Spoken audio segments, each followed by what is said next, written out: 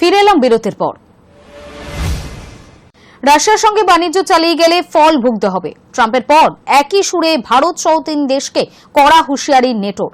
মঙ্গলবার রাশিয়া এবং তার বাণিজ্যিক অংশীদারদের উপর ব্যাপক শুল্ক আরোপের হুমকি দিয়েছিলেন ট্রাম্প। কিভের সঙ্গে শান্তি সমঝোতায় আসতে মস্কোকে 50 দিন সময়ও দিয়েছিলেন তিনি। সেই হুঁশিয়ারির একদিন পর নেটো মহাসচিবের এই মন্তব্য প্রকাশ্যে এলো। মার্কিন প্রেসিডেন্ট ডোনাল্ড ট্রাম্প কিছুদিন আগে বলেছিলেন, রাশিয়া যদি 50 দিনের মধ্যে ইউক্রেনের সঙ্গে শান্তি সমঝোতায় পৌঁছতে রাজি না হয়, তাহলে রাশিয়া ও তার বাণিজ্য বন্ধু দেশগুলোর ওপরে 100% শুল্ক আরোপ করা হবে। তার একদিন যেতে না যেতেই এবার ভারত সহ 3 দেশকে ট্রাম্পের সুরে একই রকম হুঁশিয়ারি দিলেন আমেরিকার নেতৃত্বাধীন সামরিক জোট ন্যাটোর মহাসচিব মার্ক রাট। মার্কিন সেনেটদের সঙ্গে বৈঠকের পর বুধবার সরাসরি ভারতের নাম উল্লেখ করেই ট্রাম্প হুঁশিয়ারির পুনরাবৃত্তি করেছেন মার্ক। পাশাপাশি ব্রাজিল এবং চীনকেও সতর্ক করে ন্যাটোর মহাসচিব জানিয়ে দেন, রাশিয়ার সঙ্গে বাণিজ্য চালিয়ে গেলে তাদের কঠোর অর্থনৈতিক শাস্তির মুখে পড়তে হতে পারে। রাট বলেন, আপনি যদি চীনের প্রেসিডেন্ট, ভারতের প্রধানমন্ত্রী কিংবা ব্রাজিলের প্রেসিডেন্ট হন এবং নিষেধের সত্ত্বেও রাশিয়ার সঙ্গে বাণিজ্য চালিয়ে যান, তার থেকে তেল ও গ্যাস কিনতে থাকেন, তাহলে কি হতে পারে আপনিও জানেন। মস্কোয় বসে থাকা ব্যক্তি যদি শান্তি আলোচনাকে গুরুত্ব সহকারে না নেন, তাহলে আপনাদের ওপরে 100% শুল্ক আরোপ করা হবে। এরপরেই 3 দেশের নেতাদের শান্তি আলোচনার বিষয়ে রুশ প্রেসিডেন্ট পুতিনকে চাপ দেওয়ার আহ্বান জানান রাট। তিনি বলেন, রাশিয়ার প্রেসিডেন্টকে ফোন করুন এবং তাকে বলুন শান্তি আলোচনার বিষয়ে গুরুত্ব সহকারে কাজ করতে হবে। এর আগে মঙ্গলবার রাশিয়া এবং তার বাণিজ্য অংশীদারদের ওপর ব্যাপক শুল্ক আরোপের হুমকি দিয়েছিল ট্রাম্প। কিভের সঙ্গে শান্তি সমঝোতায় আসার জন্য মস্কোকে 50 দিনের সময় দিয়েছিলেন তিনি। পাশাপাশি ইউক্রেনের জন্য নতুন সামরিক সহায়তা ও ঘোষণা করেছিলেন মার্কিন প্রেসিডেন্ট। সেই হুঁশিয়ারি একদিন পরেই ন্যাটোর মহাসচিবের এই মন্তব্য। সোমবার ন্যাটোর মহাসচিব রাটের সঙ্গে বৈঠক করেন ট্রাম্প। সেখানে 3 বছর ধরে চলে আসা রুশ ইউক্রেনের যুদ্ধ পরিস্থিতি নিয়ে আলোচনা হয় তাদের। প্রসঙ্গত, ভারতীয় প্রয়োজনীয় তেলের 80%-এরও বেশি আসে বাইরে থেকে। গত কয়েক বছর ধরে তেল আমদানির জন্য মস্কোর দিকে ঝুঁকছে নয়াদিল্লি। 2023 সালের পরিসংখ্যান অনুযায়ী রাশিয়া থেকে ভারতে 35% অপরিশোধিত তেল আমদানি করেছে। সম্প্রতি ইরান ইসরায়েলের সংঘর্ষের আবহে বিশ্বের জ্বালানি বাজারে অস্থিরতা তৈরি হওয়ায় রাশিয়ার থেকে তেল আমদানি আরও বাড়িয়েছে ভারত। বাণিজ্যিক জাহাজের পরিসংখ্যান বিশ্লেষণকারী সংস্থা কেপলারের তথ্য অনুসারে গত জুন মাসে রাশিয়া থেকে দৈনিক 20.8 লক্ষ ব্যারেল তেল আমদানি করেছে ভারতের শোধনাগারগুলি। সেই আবহে ভারতকে হুঁশিয়ারি দিল NATO. High news Network. Barishal, Dhaka, Firozpur থেকে গোপালগঞ্জ যাচ্ছে ইউনুস বাহিনী। মুজিব মাজারে হিংসার শঙ্কা, মোতায়েন হচ্ছে বাড়তি পুলিশ ও সেনা।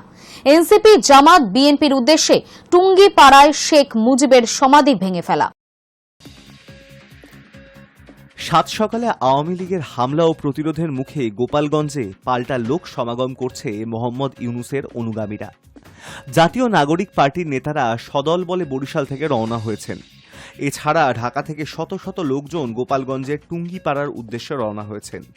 অন্যদিকে যুদ্ধাপরাধী জামাত নেতা দিলওয়ার হোসেন জাইদির পুত্র তারেক সাইদের নেতৃত্বে একদল পিরোজপুর থেকে রওনা দিয়েছে। মোতায়েন হচ্ছে বাড়তি পুলিশ ও সেনা। এনসিপি, জামাত ও বিএনপির উদ্দেশ্য টুঙ্গিপাড়ায় শেখ মুজিবের সমাধি ভেঙে ফেলা। বুধবার সকাল থেকেই অশান্তি চরমে উঠেছে। আওয়ামী লীগের প্রতিরোধের মুখে গাড়ি ছেড়ে পালায় পুলিশ। আওয়ামী লীগের সমর্থকেরা পুলিশের গাড়ি ভাঙচুরের পর সেটিতে আগুন ধরিয়ে দেয়। পুলিশ সকাল সকাল অভিযান চালিয়ে আওয়ামী লীগের সমর্থকদের লাঠিচার্জ করে সরিয়ে দিতে গেলে তুমুল প্রতিরোধের মুখে পড়তে হয়। High news Network. গাজার পাশাপাশি ওয়েস্ট ব্যাংকে হত্যা লীলা চালাচ্ছে ইসরায়েলি সেনা। উদ্বেগ প্রকাশ রাষ্ট্রপুঞ্জের মানবাধিকার পরিষদ সংস্থার তরফে এক বিবৃতিতে বলা হয়েছে, অবিলম্বে গণহত্যা ও প্যালেস্টাইনি বসতি উচ্ছেদ বন্ধ করতে হবে ইসরায়েলকে। গাজার পাশাপাশি পশ্চিম এশিয়ার আরেক প্যালেস্টাইনি বসতি ওয়েস্ট ব্যাংকেও হত্যা লীলা চালাচ্ছে ইসরায়েলি সেনা। প্যালেস্টাইনি মুসলিমদের ভিটে থেকে উচ্ছেদের কাজও চালিয়ে যাচ্ছে সমান তালে। মঙ্গলবার সরাসরি এই অভিযোগ তুলে রাষ্ট্রপুঞ্জের মানবাধিকার পরিষদ সংস্থার তরফে এক বিবৃতিতে বলা হয়েছে, অবিলম্বে গণহত্যা এবং প্যালেস্টাইনি বসতি উচ্ছেদ বন্ধ করতে হবে ইসরায়েলকে। মাস কয়েক আগে ইসরায়েলের প্রতিরক্ষা মন্ত্রী ইসরায়েল কাটজ এবং অর্থমন্ত্রী বেজালেল স্মোট্রিচ জানিয়েছিলেন, ওয়েস্ট ব্যাংকে নতুন করে 22টি ইহুদি বসতি স্থাপনের সিদ্ধান্ত নিয়েছেন তারা। তেল আবিবের অনুমোদন না নিয়ে ওয়েস্ট ব্যাংকের অধিকৃত অংশে আগে থেকেই যে ইহুদি বসতি গড়ে উঠেছে সেগুলিকে আইনি বৈধতা দেওয়ার কথা জানান তারা। আন্তর্জাতিক জনমত উপেক্ষা করেই দীর্ঘদিন ধরে প্যালেস্টাইনি মুসলিমদের প্রাচীন বসতি ওয়েস্ট ব্যাংকের একাংশ দখল করে রয়েছে ইসরায়েল। এবার সেখানে পাকাপাকি দখলদারি কায়েমের উদ্দেশ্যেই বেঞ্জামিন নেতানিয়াহু সরকার এমন সিদ্ধান্ত নিয়েছে বলে প্যালেস্টাইন স্বশাসিত কর্তৃপক্ষ অভিযোগ তুলেছিলেন। মঙ্গলবার ইউএনএইচআরসি কার্যত সেই অভিযোগকেই বৈধতা দিল।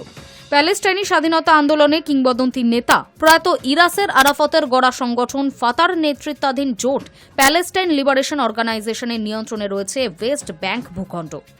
আন্তর্জাতিক স্বীকৃতিপ্রাপ্ত স্বশাসিত প্যালেস্টাইন কর্তৃপক্ষ সেখানকার নির্বাচিত পরিচালনা করেন। একদা গাজার নিয়ন্ত্রণও আরাফাত অনুগামীদের হাতে ছিল, কিন্তু 2007 সালে গৃহযুদ্ধে কট্টরপন্থী হামাস বাহিনী পিএলওকে পরাস্ত করে গাজার দখল নিয়েছিল। 2002 সালের পর চলতি বছরের ফেব্রুয়ারিতে নতুন করে ওয়েস্ট ব্যাংকে গ্রাউন্ড অপারেশন চালিয়েছিল ইসরায়েলি সেনা। সেই সময় তারা নতুন কিছু ভূখণ্ডের দখল নিয়েছে বলে অভিযোগ। 2023 সালের 7 অক্টোবর আচমকাই দক্ষিণ ইসরায়েলে হামলা চালায় প্যালেস্টাইনপন্থী সশস্ত্র গোষ্ঠী হামাস। গাজায় পাল্টা হামলা শুরু করে ইসরায়েলি সেনা। 21 মাস ধরে চলা যুদ্ধে কাতার, মিশরের মতো দেশগুলির মধ্যস্থতায় বেশ কয়েকবার সাময়িক সংঘর্ষ বিরতি হয়েছে ঠিকই, কিন্তু এখনও পর্যন্ত যুদ্ধ থামার লক্ষণ নেই। 365 বর্গ কিলোমিটারের এই ভূখণ্ডের 23 লক্ষ প্যালেস্টাইনি বাসিন্দার অর্ধেকেরও বেশি খান ইউনুস, রাফা সহ বিভিন্ন শরণার্থী শিবিরে আশ্রয় নিয়েছেন, কিন্তু সেখানেও ধারাবাহিকভাবে হামলা চালাচ্ছে নেতানিয়াহুর ফৌজ। আরব দেশগুলির তরফে ইতিমধ্যেই আশঙ্কা প্রকাশ করা হয়েছে গাজা দখলের পরে ওয়েস্ট ব্যাংকের দিকে হাত বাড়াবে নেতানিয়াহু সরকার। High news network. গৃহযুদ্ধ বিধ্বস্ত সুদানে গণহত্যা চালালো বিদ্রোহী আধা সেনা। নারী, শিশু সহ 300 জনকে খুন। সুদানের বর্তমান গৃহযুদ্ধের প্রতিপক্ষ জেনারেল আবদেল আল ফতা আল বুরহান এবং জেনারেল মোহাম্মদ হামদান ডাগালো। প্রথম জন সুদানের সেনাপ্রধান, দ্বিতীয় দেশের আধা সামরিক বাহিনী আরএসএফ এর প্রধান। রাজধানী খার্তুম হাতছাড়া হয়েছে কয়েক মাস আগেই। সেনাবাহিনীর প্রত্যক্ষ তত্ত্বাবধানে গঠিত হয়েছে অন্তর্বর্তী সরকার। এই পরিস্থিতিতে কোণঠাসা হয়ে পড়ে মরিয়া প্রত্যাঘাতের পথ নিল সুদানের আধা সামরিক বাহিনী র্যাপিড সাপোর্ট ফোর্স আরএসএফ। উত্তর কর্দোফান প্রদেশে হামলা চালিয়ে নির্বিচারে নারী, শিশু সহ 300-রও বেশি অসামরিক নাগরিককে খুন করল তারা। 2023 সালের এপ্রিলে শুরু হওয়া গৃহযুদ্ধের প্রতিপক্ষ জেনারেল আবদেল আল ফতা আল বুরহান এবং জেনারেল মোহাম্মদ হামদান ডাগালো। প্রথমজন সুদানের সেনাপ্রধান, দ্বিতীয় দেশের আধা সামরিক বাহিনী আরএসএফ এর প্রধান। দুজন জেনারেলের বিরুদ্ধে মানবাধিকার ভঙ্গ, লুটতরাজ, নৃশংসতা ও ধর্ষণে মদতের অভিযোগ রয়েছে। গত 3 বছরে দুই জেনারেলের লড়াইয়ে কয়েক হাজার মানুষের মৃত্যু হয়েছে। 1,20,00,000-এরও বেশি মানুষ ঘরছাড়া হয়েছেন। আরএসএফ এর হাত থেকে রাজধানী খার্তুম দখলের পরে গত মে মাসের গোড়ায় জেনারেল বুরহান সুদানের নতুন প্রধানমন্ত্রী হিসেবে রাষ্ট্রপুঞ্জের প্রাক্তন উচ্চপদস্থ আধিকারিক আল তাইব ইদ্রিস আবদেল হাফিজের নাম ঘোষণা করেন। গঠিত হয় অন্তর্বর্তী সরকার। এরপরে গত কয়েক মাসে আরও কিছু এলাকা থেকে জেনারেল ডাগালোর বাহিনীকে পিছু হটতে বাধ্য করেছে সুদান সেনা। এই পরিস্থিতিতে মরিয়া হয়ে আরএসএফ বাহিনী সোমবার রাতে বারা শহর এবং আশেপাশের গ্রামগুলিতে গণহত্যা চালিয়েছে বলে মনে করা হচ্ছে। হামলার পরে ওই এলাকায় কয়েক হাজার বাসিন্দা পালিয়ে গিয়েছেন বলে মঙ্গলবার প্রকাশিত একটি রিপোর্টে জানানো হয়েছে। High news Network. ইরানে আসবেন কিনা দ্বিতীয়বার ভেবে দেখুন। পশ্চিম এশিয়ার উত্তেজনার আবহে বার্তা তেহরানের ভারতীয় দূতাবাসের। গত মাসে ইসরায়েল ইরান সংঘাতের জেরে পশ্চিম এশিয়ার বিস্তীর্ণ অংশে উত্তেজনা ছড়ায়।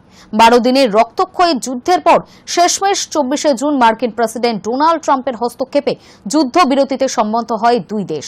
তবে সংঘাত থামলেও উদ্বেগ কমেনি পশ্চিম এশিয়ায়। নিতান্ত প্রয়োজন ছাড়া ভারতীয় নাগরিকদের ইরানে যাওয়ার আগে ভাবনা চিন্তা করতে বলল তেহরানে অবস্থিত ভারতীয় দূতাবাস। মঙ্গলবার জারি করা বিজ্ঞপ্তিতে প্রয়োজন ছাড়া ভারতীয়দের ইরানে ঘুরতে যাওয়ার বিষয়ে আরও একবার ভেবে দেখতে বলা হয়েছে। জানানো হয়েছে, পশ্চিম এশিয়ায় উত্তেজনার আবহেই এই সতর্কবার্তা। মঙ্গলবার জারি করা ওই বিজ্ঞপ্তিতে বলা হয়েছে, গত বেশ কয়েক সপ্তাহ ধরে নিরাপত্তা বিষয়ক কারণে ভারতীয় নাগরিকদের জানানো হচ্ছে, বিশেষ প্রয়োজন ছাড়া ইরানে আসার আগে আপনারা আরও একবার সামগ্রিক পরিস্থিতি বিবেচনা করে দেখুন।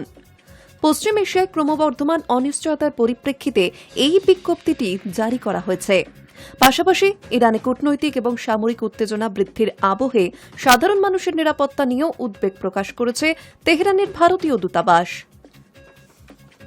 শুধু তাই নয়, সতর্ক করা হয়েছে এই মুহূর্তে ইরানে থাকা ভারতীয় নাগরিকদেরও।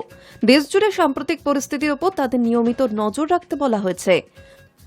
দূতাবাস জানিয়েছে, এই মুহূর্তে যেসব ভারতীয় ইরানে রয়েছেন এবং দেশে ফিরতে চান তারা জলপথে এবং আকাশপথে দেশ ছাড়তে পারেন। তবে সকলকে যেকোনো পরিস্থিতিতে ভারত সরকারের জারি করা পরামর্শ মেনে চলতে বলা হয়েছে। গত মাসে ইসরায়েল ইরান সংঘাতের জেরে পশ্চিম এশিয়ার বিস্তীর্ণ অংশে উত্তেজনা ছড়ায়। 12 জুন রাতে ইরানের বিভিন্ন শহর ও পরমাণু কেন্দ্রে হামলা চালায় ইসরায়েলি যুদ্ধবিমান, যার নাম ছিল অপারেশন রাইজিং লায়ন। পাল্টা আক্রমণ শুরু করে ইরানও। ইসরায়েলের পাশে দাঁড়াতে 21 জুন গভীর রাতে ইরানের 3 পরমাণু কেন্দ্র নাতানস, ফোর্ডো ও ইস্পাহানে GBU-57 ফেলে মার্কিন স্টেলথ বোমারু বিমান B-2 স্পিরিট। পাল্টা হিসেবে ইরানের সামরিক বাহিনীও কাতারের মার্কিন বিমান ঘাঁটিতে হামলা চালায়। 12 দিনের রক্তক্ষয়ী যুদ্ধের পর শেষমেশ 24 জুন মার্কিন প্রেসিডেন্ট ডোনাল্ড ট্রাম্পের হস্তক্ষেপে যুদ্ধবিরতিতে সম্মত হয় দুই দেশ। তবে সংঘাত থামলেও উদ্বেগ কমেনি পশ্চিম এশিয়ার। High news network.